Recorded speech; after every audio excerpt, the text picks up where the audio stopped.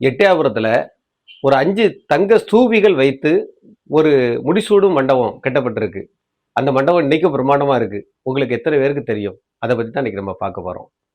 எட்டயாபுரம் அப்படின்னு சொன்னாலே உங்களுக்கு எல்லாம் அது வேற மாரி தோன்றும். ஆனா இல்ல, எட்டயாபுரம் அப்படிங்கிறது மிக பிரபலமான ஒரு ஜமீன்தார். அதோட மட்டும் இல்லாம சுமார் 500 கிராமங்களை உள்ளடக்கிய ஒரு மிகப்பெரிய சமஸ்தானம் அது.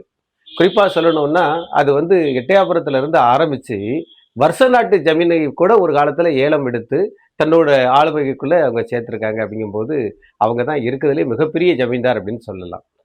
அவங்க வந்து பார்த்தீங்க அப்படின்னு சொன்னா, ஒரு 1852ல அப்போது ஆண்ட நம்மளது எட்டயாபுரம் ஜமீன்தாரான எட்டப்ப நாயக்கர், அவர் என்ன பண்ணியிருக்காரு அப்படின்னு சொன்னா, ஒரு முடிசூடும் மண்டபம் ஒன்றை உருவாக்கியிருக்காரு. இந்த முடிசூடும் மண்டபத்தை வந்து மிக பிரம்மாண்டமாக கட்டி ஒரு 5 ஸ்தூபி உருவாக்கி, அந்த 5 ஸ்தூபிலும் 5 தங்க கவசத்தை வச்சிருக்காரு.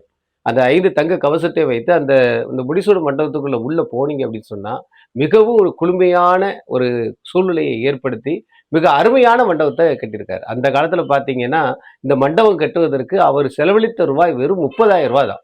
இந்த ரூ. 30,000 வந்து அவர் வந்து பிரம்மாண்டமான அந்த முடிசூடு மண்டபத்தை அவர் கட்டி முடிச்சிருக்கிறார். எட்டயாபுரம் மகாராஜாவ இன்னைக்கு நம்ம வந்து அடையாளம் அப்படின்னு சொல்லி காட்டணும் அப்படின்னு சொன்னா, இன்னைக்கும் பார்த்தீங்கன்னா அந்த மண்டபம் தான். இன்னைக்கு நம்ம எட்டயாபுரத்துல நடு இடத்துல இருக்கக்கூடிய அந்த மண்டபத்துல, அந்த 5 தங்க ஸ்தூபிகள் மட்டும் தான் இல்ல. மத்தபடி அது பிரம்மாண்டம்.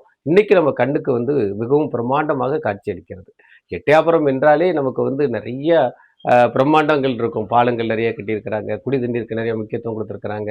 அதோட மட்டும் இல்லாம மருத்துவத்துக்கு முக்கியத்துவம் குடுத்திருக்கிறாங்க. அந்த காலத்திலேயே பார்த்தீங்க அப்படின்னா, அன்னதானத்துக்கு முக்கியத்துவம் குடுத்திருக்கிறாங்க. தாசில் முறை அப்படிங்கக்கூடிய தாசில்தார் முறைய கொண்டு வந்திருக்கிறாங்க. இந்த மாரி அது மட்டும் இல்லாம தூத்துக்குடிக்கு ரயில் கொண்டு வந்திருக்காங்க. இந்த மாரி நெறைய விஷயங்கள் எட்டயபுரம் மகாராஜா மத்தியில இருக்கும்போது, இந்த அதாவது செச்சை அப்படின்னு சொல்லக்கூடிய இந்த மண்டபம் மிக பிரம்மாண்டமான மண்டபம். ஒரு சமயம் நீங்க எட்டயபுரம் போனீங்கன்னா, அத அப்படியே பார்த்துட்டு வாங்க. அது போக எட்டயபுரத்துல என்னென்ன நல்ல நல்ல விஷயங்கள் இருக்கு அப்படிங்கிறத வந்து நீங்க கமெண்ட்ல தெரிவிங்க.